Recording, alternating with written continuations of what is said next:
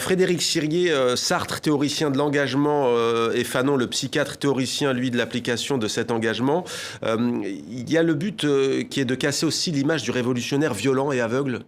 Alors la question de la violence est extrêmement compliquée chez Fanon et elle est absolument passionnante et centrale. On a vraiment essayé de l'analyser comme il fallait dans ce roman graphique. Ouais. La violence est avant tout un processus. On n'est pas violent comme ça spontanément. On ne conceptualise pas la violence comme ça spontanément.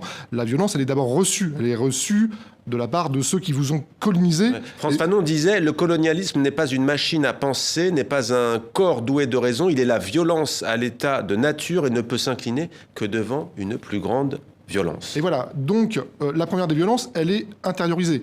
Après, il faut bien comprendre que Fanon a une vision médicale, psychiatrique, de la chose politique. Donc la violence, à un moment, devient quelque chose dont il faut se libérer, et elle peut aussi devenir un moyen pour accéder à la liberté.